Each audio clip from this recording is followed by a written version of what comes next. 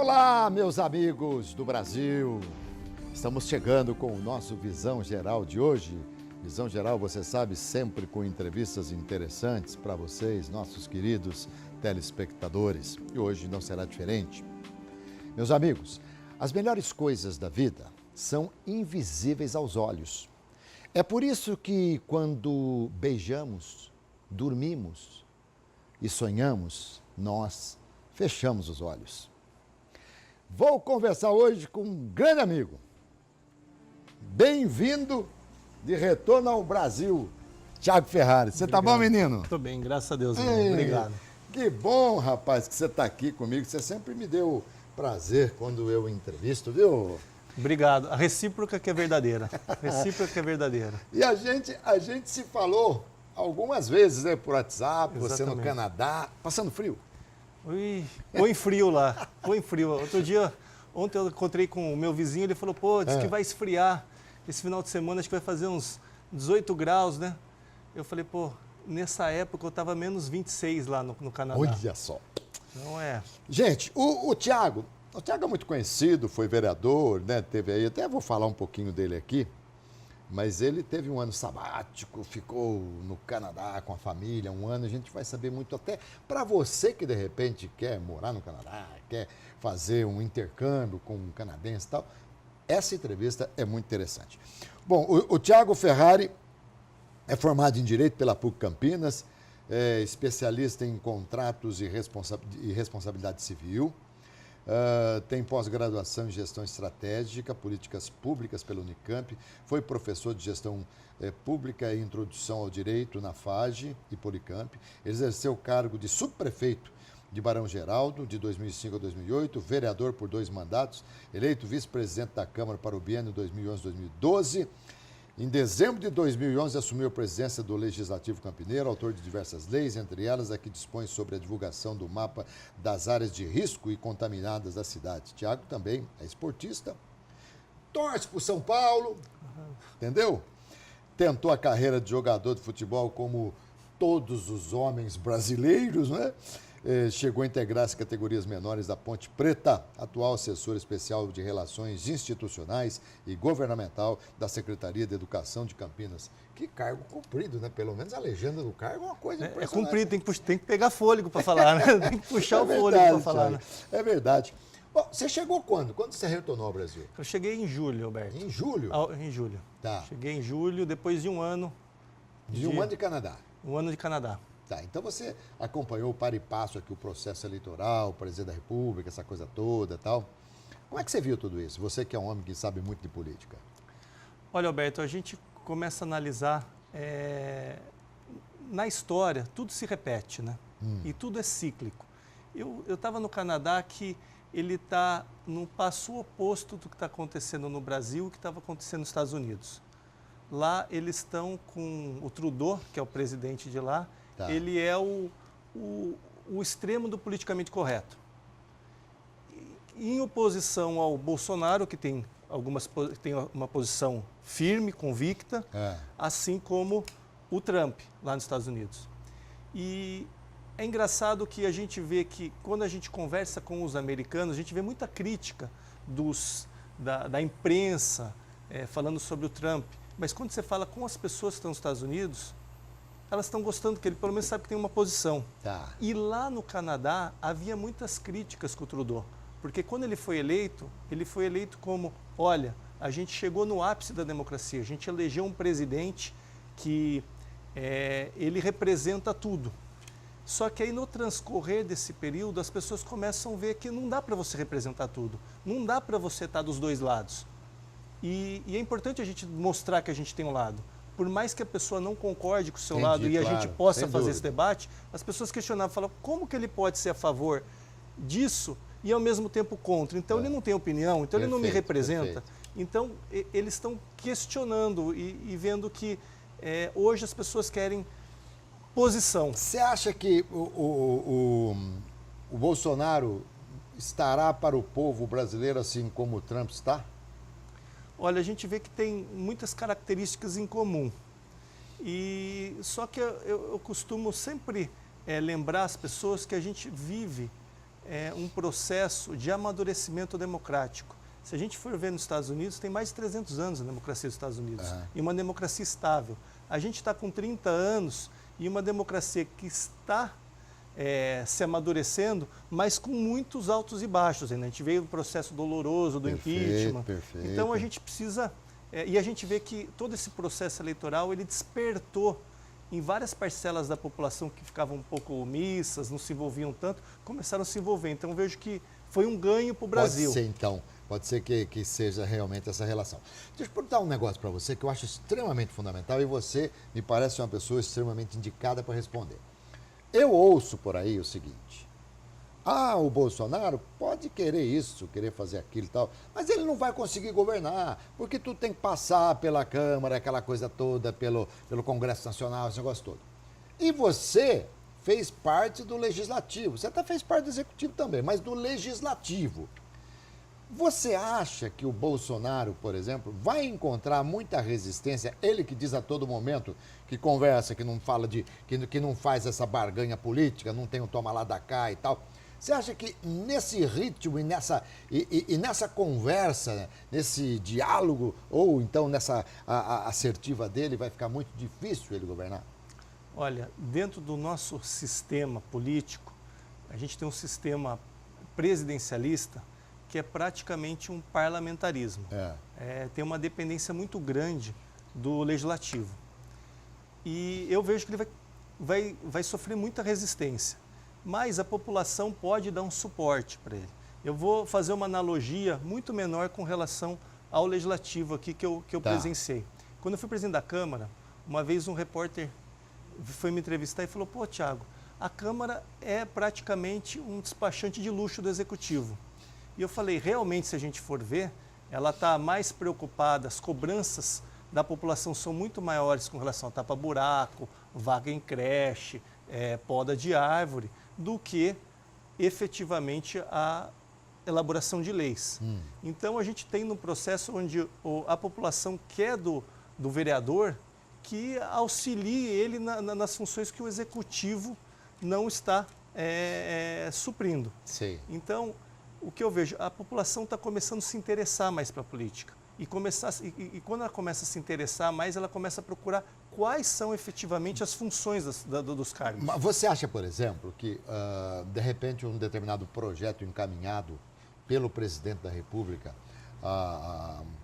alguma coisa que seja de interesse público e tal, e se for barrado ou se for obstruído por determinadas pessoas, determinados parlamentares, hoje esses parlamentares têm um certo receio de um levante da população contra eles? Então, essa pressão popular pode ter muito efeito, porque os mecanismos dentro do Congresso, e a gente viu isso no processo da Dilma, que eu não sei se vocês que estão nos assistindo recordam, quando o Aécio Neves falou: a gente vai fazer de tudo para parar as ações do governo da Dilma. E realmente tem muitos instrumentos que você trava ali a governabilidade. Então, eu acho que o Bolsonaro hoje ele tem muito apoio popular, ele está com uma bandeira que representa muito o que a população quer, de mudança, de não dependência, de não barganha, de não fisiologismo, mas sim de que o Congresso faça parte dele de fiscalizar e que o lado fisiologista acabe. Na montagem do Ministério, a gente viu que ele está mostrando que esse processo está mudando. Mas hoje eu estava lendo uma notícia que ele está tendo problema interno dentro da equipe dele, entre os militares e o Onyx. Sim. Então, faz parte de um processo, faz parte de um amadurecimento, e é o que eu falo para todo mundo. Eu torço para que o Brasil dê certo, eu torço para que ele dê certo, porque a gente precisa. Claro. No nosso doméstico aqui, como é que você está vendo a situação da política em Campinas? Não, é triste, é uma posição triste. A gente viu há um tempo atrás o que aconteceu com a cidade. Sim. E a gente vê essa crise ela paralisa a cidade, ela atenua alguns pontos que estão mais frágeis, e quem acaba pagando por isso, sofrendo ainda mais, é a população que depende dos serviços públicos. Então, e normalmente, porque o Brasil parou com o processo de impeachment da Dilma, o Brasil parou. E agora, com a comissão processante, em relação ao Jonas também, a cidade não tem uma tendência a dar uma paralisada? Porque fica todo mundo naquela incerteza, o que vai acontecer. Então, a notícia do amanhã é que fica todo mundo esperando o que vai acontecer amanhã.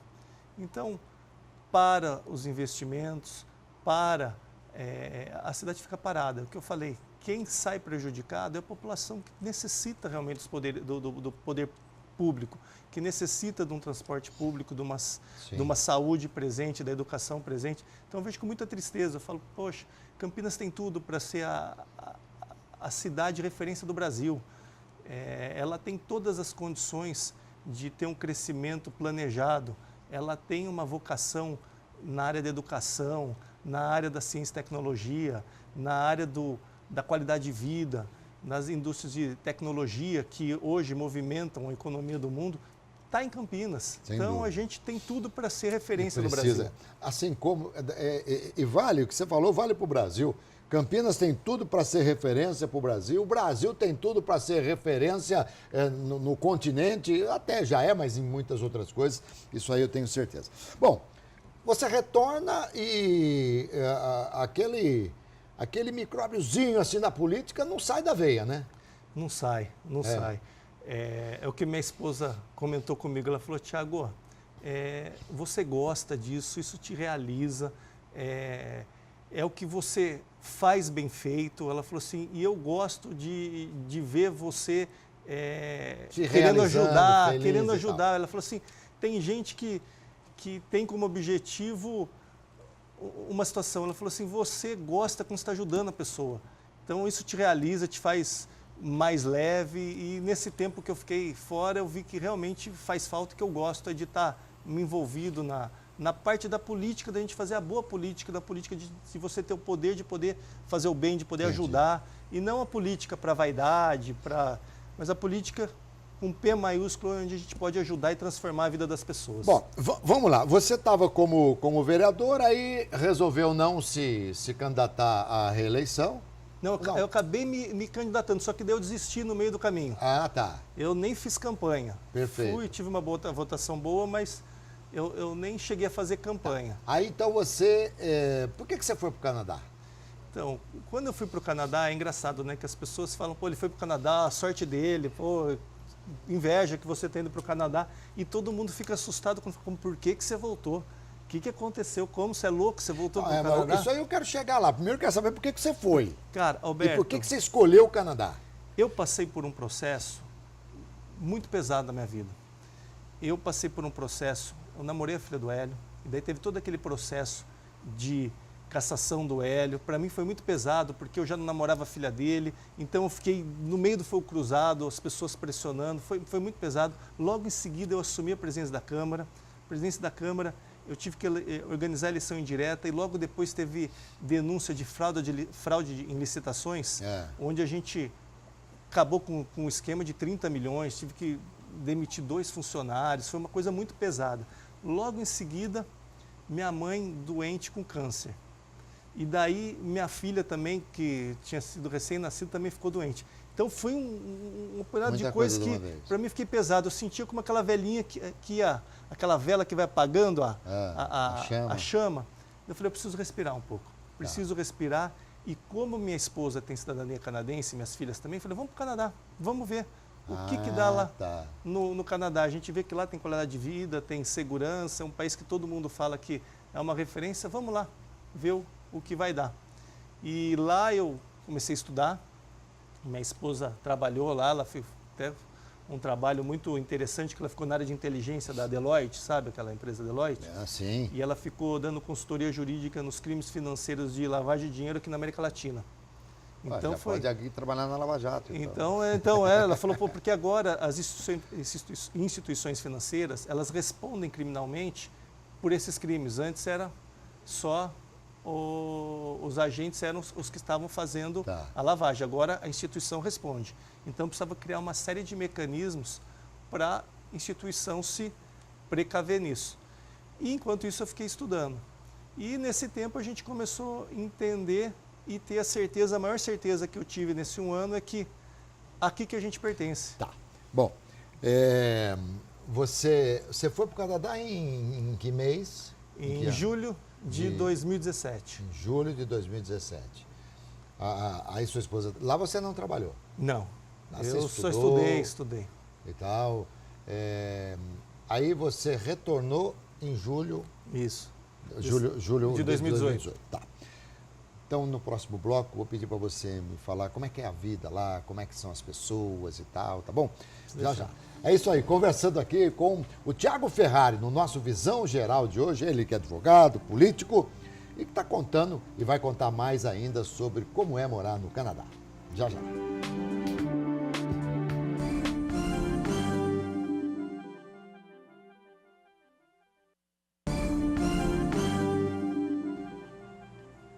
Voltamos aqui no Visão Geral de hoje, conversando com o Thiago Ferrari. Thiago, então você foi para o Canadá. Que cidade você foi? Fiquei em Toronto. Toronto. A capital do Canadá é Ottawa. É. Ah, tá. Como é que é Toronto? Toronto é uma megatrópole, é o São Paulo nosso. Ah, tá. E tem a característica de que lá é onde movimenta a economia do Canadá. Então tem muito imigrante, a economia lá, todas as empresas estão lá, a maioria das empresas estão lá na região da Grande Toronto. Então é uma cidade que é o coração do Canadá. Tá. Você chegou lá em julho. Isso. Julho é verão. O verão no Canadá é lindo. E o outono também é lindo, porque você vê as folhas começam a ficar vermelhas, amarelas, é colorido, é lindo, é maravilhoso. Mas a partir de outubro, aí a coisa começa a esfriar. É só temperatura negativa. Tá. Bom, eu me recordo em 94, nos Estados Unidos, eu fui para fazer a Copa do Mundo e a seleção brasileira tinha jogado uma partida contra a seleção do Canadá em Edmonton, no Canadá. E um amigo meu, Jorge Vinícius, que também estava na Copa, ele tinha passado pelo Canadá para narrar esse jogo. Ele, quando nós nos encontramos em Dallas, ele falou maravilhas do Canadá. Eu fiquei apaixonado, aquela coisa, era o verão, coisa linda. Edmonton tem um shopping, ele falou, tem um shopping que dentro do shopping tem uma roda gigante, monstruosa dentro de um shopping. Então, enfim, aquela coisa toda. É o primeiro mundo, é o protótipo do primeiro mundo, o Canadá, ou estou errado? Olha, o Canadá, ele realmente é uma... Para a gente poder caracterizar bem, ele é um capitalismo meio socialista. Porque ali você pega uma faixa, 90% da população recebe mais ou menos na mesma faixa salarial. Então é interessante, é muito legal porque você está num parque junto com médico, advogado, está com o cara que trabalha no metrô. Tá. Então, você vê que tem as pessoas convergem, assim, não tem essa diferenciação de classe social, tem essa integração. Você vê as coisas são bonitas, são bem conservadas, mas... Serviços públicos? Os serviços públicos, eles funcionam, mas a gente não pode ter aquela ilusão que é o que a gente imagina que seja o que a gente espera que seja. Tá, entendi. Eu digo isso porque minhas filhas são canadenses, elas têm cidadania canadense, e eu precisei usar o sistema de saúde algumas vezes. Uma vez minha filha, brincando na neve, entrou um pedacinho de sal no olho dela, ela começou a ver, a ficar com a vista turva, fomos no hospital. Realmente a hotelaria do hospital é linda, maravilhoso, tirei foto, falei, nossa, coisa linda. Só que daí você começa a reparar, realmente tem uma superlotação como a gente tem aqui. Tem também. Para eles olharem o olho dela, eu cheguei às 8 da manhã e eu saí às 8 da noite. Olha! Tá certo que fizeram todos os exames que precisavam.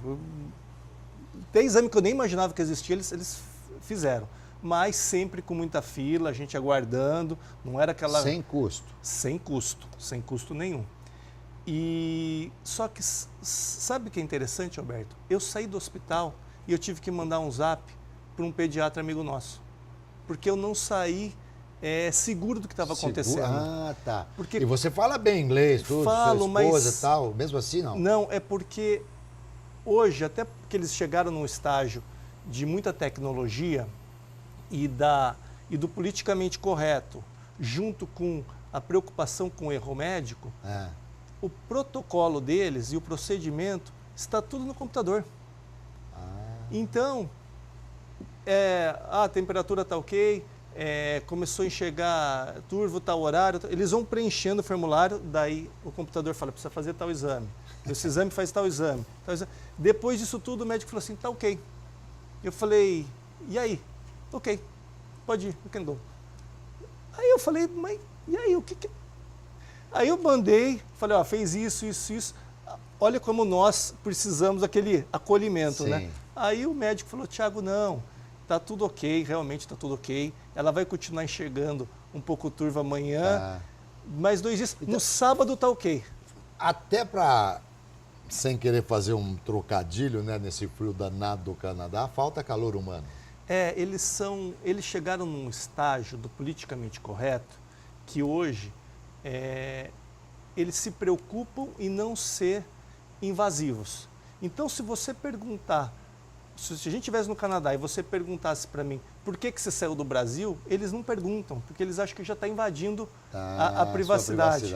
Então, e a gente sente falta disso. Porque quando você pergunta para mim, pô, como foi lá o que você... A gente se sente querido, né? Você está querendo saber o que aconteceu comigo. E lá eles têm essa preocupação de não ofender.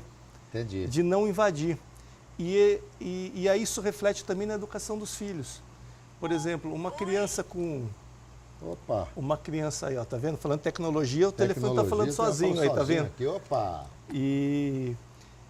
Então, por exemplo, eles estimulam a criança com 12 anos já ter o private space dela. Então, acontece muitas vezes o pai, ele não pode, se a criança não quiser, não pode entrar nem no quarto. E se ela se sentir invadida, ela vai chamar a assistência social lá e falar, olha, meu pai está invadindo o meu espaço, está perguntando o que está acontecendo. Então, uma coisa que eu comecei a refletir, eu falei assim, eu não quero que minhas filhas cresçam dessa forma, eu quero que a gente tenha essa... Quando você foi para o Canadá, você foi já sabendo que você ia voltar ou você foi para, de repente, se eu gostar, eu fico? Se eu gostar, eu fico. Então, se eu gostar, eu fico. Não gostei, eu acho que a gente busca, o que a gente busca é isso que a gente está tendo agora. A gente está fazendo uma entrevista séria, uma entrevista que não é de compadre, mas de pessoas que se gostam, se respeitam, mas a gente tem essa interação. E sente falta. Minha esposa falou, eu fiquei 1 ano trabalhando lá e eu não almocei com ninguém. E ela fala assim, não é que não me chamaram para almoçar, ninguém almoçava com ninguém, todo mundo descia no lugar, cada um com seu laptop. E tal. Então, você falou uma coisa assim, que a sua esposa te disse também, no Brasil...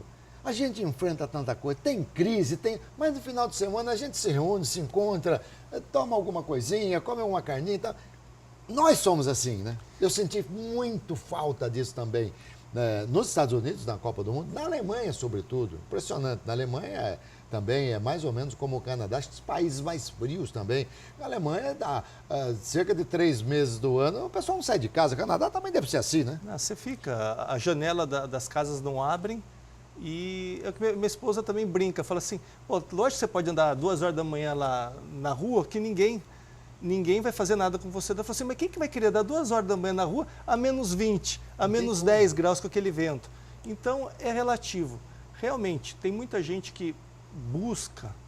Eu fui lá com uma perspectiva de buscar um país que a gente tem como desenvolvido, que realmente buscar uma segurança para a criação, para a minha família, e aí isso não me preencheu, porque realmente você tem segurança, você vai conseguir um emprego, porque, por exemplo, eu, como advogado, eu não poderia advogar lá, mas eu poderia arrumar um emprego que ia me garantir meu sustento, o sustento das minhas filhas, que eu poder viver de uma forma tranquila, mas isso não preenche a gente, Alberto, não preenche, então é aquela história, pô, é legal você ir no parque, os parques são bem conservados, mas são seguros, mas a gente sente falta do abraço, a gente sente falta de conviver com a família, das fofocas com os amigos, das brincadeiras, então isso faz falta pra gente. Eu falo que uma das certezas que eu voltei com relação ao Canadá, que é o quadrado que não encaixa no redondo. E a gente quer se sentir pertencente ao lugar, a gente quer se sentir acolhido no lugar, e lá você sabe que você sempre vai ser uma peça que não pertence naquele lugar. Muito bom. E só para saber aqui, tá tudo bem com a sua filhinha, né? Graças a Deus, minhas filhinhas estão... Olha meus cabelos brancos, tem tô vendo nome aqui. de duas, mas é o que eu falo, filho é uma bênção. Sem dúvida. E a gente tem que, eu digo que a gente tem que se dedicar na criação Quantos dos filhos filhos. você tá? Duas filhas. Duas filhas. Duas filhas. O meu filho, eu sou avô de uma menina e você é avô também de uma outra menina, né? Proximamente.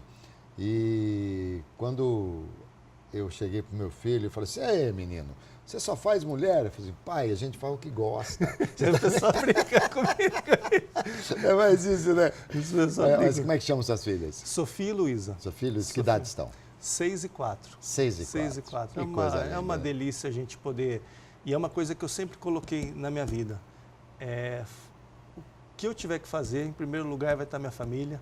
Sem e poder crescer e estar junto das minhas filhas para poder ajudá-las na educação, no crescimento delas. Ó, querido, você sabe que você é sempre muito bem-vindo aqui, né? Nosso programa agora ele é um pouquinho menor e ele fica realmente com um gostinho de quero mais e eu quero mais no outro dia falar com você, tá bom? Para mim é um prazer, sempre é muito bom estar com você, Alberto. Eu vejo que você tem o dom de conduzir uma entrevista de forma leve, de forma que acrescente as pessoas, por isso que eu gosto de assistir e falo para as pessoas assistirem. Parabéns, que Deus te abençoe muito. Obrigado, querido.